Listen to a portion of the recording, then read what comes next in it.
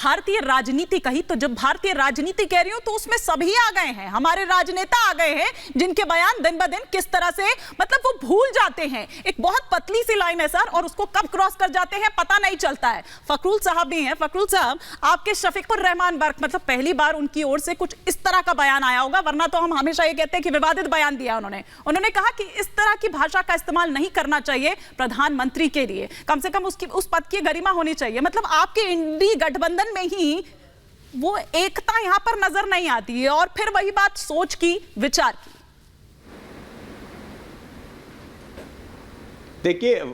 देखिए हिमानी जी, एकता की कहां बात आ गई? क्या पनौती शब्द अगर कोई बोलेगा तो हम उस पे अपनी एकता दिखाए? कोई मूर्खों का सरदार बोले सत्ता पक्ष का लोग और हम अपनी एकता दिखाए? हाँ। देखिए ये जो भारतीय जनता नहीं हिमानी जी, ये जो भारतीय जनता पार्टी और कांग्रेस का झगड़ा है, इसमें समाजवादी पार्टी को नहीं पड़ना है, क्योंकि हम लोग कभी भी व्यक्तिगत टिप्पणी नहीं करते। देश के प्रधानमंत्री पद की एक गरिमा है, जो उस पद पे बैठा है उसकी भी गरिमा, उसकी भी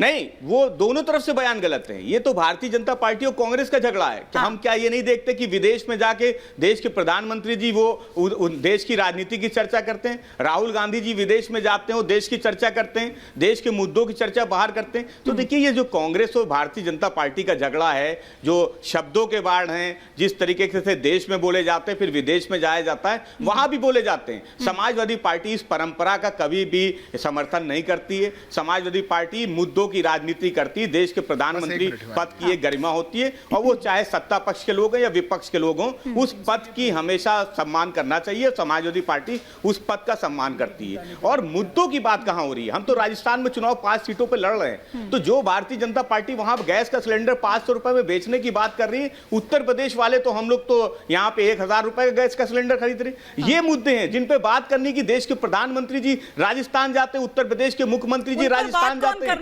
बड़े-बड़े वादे करते हैं। अरे साहब, वही तो मैंने थोड़ी देर पहले अजय जी से कहा था कि राजस्थान के मुद्दे क्या होने चाहिए थे, लेकिन उन पर तो बातें नहीं हो रही है, बातें इन पर हो रही है। सिद्धार्थ जी कुछ कहना चाह रहे थे, फिर मैं समीर जी का रुख करूंगी। देखिए, सबसे पहली बात तो है कि नागर जी को थोड़ा बुरा लग सकता है, पर सच्चाई यह है कि अगर कोई ऐसा बोलना चाहे जो बोला है राहुल जी ने, थोड़ा सा गिरेबान में झांकना चाहिए। 2014 के बाद 43 चुनाव राहुल जी के नेतृत्व में कांग्रेस पार्टी हार गई, 43। अब वो क्या है बिल्कुल गिनते हैं, हम जीत रहे हैं, देश की सेवा कर रहे हैं, बिल्कुल गिनते हैं। और वहां पर चोरी की सरकारें हैं आपकी, सुनिए, महाराष्ट्र में देखो, मैंने कहा था कि आपको बुरा लगेगा, मैंने कहा था। अब सुनिए तो, आपको बुरा लगेगा, चोरी की सरकार है, बेईमानी की सरकार है। तेज बोलने से झूठ सच नहीं हो जाता। सुनिए बात, सुनिए पे बैठ के लोग देख रहे हैं, उन्होंने तोड़ा है तो आप भी तो संभाल नहीं पाए ना सर। कर्नाटक में आपने सरकार तोड़ा है, मध्य प्रदेश उन्होंने गलत किया, लेकिन आप संभाल नहीं पाए। गोवा में बोल रहा हूँ, अच्छा एक बार कंप्लीट करने देते हैं हमें, एक बार कंप्लीट को ले जाते हैं उठा के। तो आप सर मैंडेट संभाल ही नहीं पाते, यही तो मैं कह रही हूँ कि मध्य प्रदेश में क्या हुआ, अब राजस्थान में। सर सुनिए ना, पायलट साहब को आपने भले ही थोड़ा थाम लिया हो, लेकिन मोदी जी बार बार उभार रहे हैं उस झगड़े को।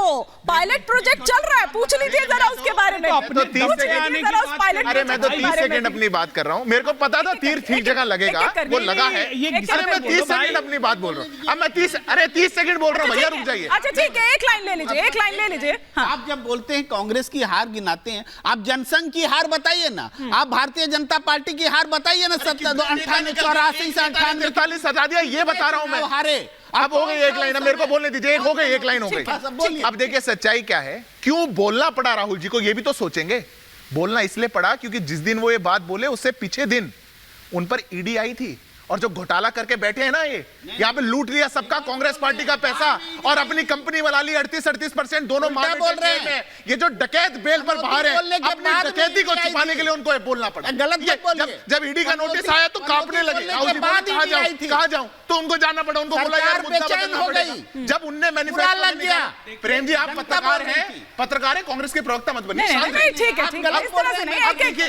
अब उन्होंने मैनिफेस्टो में क्या लिखा, आप गलत बोल रहे हैं, मैनिफेस्टो में लिखना पड़ा कि हम माइनॉरिटी को आरक्षण देंगे। जब ये बात बोलनी पड़ेगी और ओबीसी से एससी से एसटी से आपको वापस लेना पड़ेगा, तब आपको तो बोलना पड़ेगा ना, आपको टॉपिक बदलना पड़ेगा और कोई बात नहीं है। जब आपको कहना पड़ेगा कि हम ओबीसी एससी एसटी का आरक्षण लेके माइनॉरिटी को दे देंगे और तुष्टीकरण करके आपको चुनाव जीतना पड़ेगा, क्योंकि 5 साल में अच्छा, आपका ठीक है। कुशासन वहां पर ठीक है। रहा, वहां पर सबसे ज्यादा महिलाओं के लिए रेप हुए, पेपर लीक हुए, लाल डायरी निकली, तो आपको चुनाव में जाकर के अपने जब काम गिनाने ठीक है, लाल डायरी पे भी आऊंगी, लाल डायरी पे भी आऊंगी।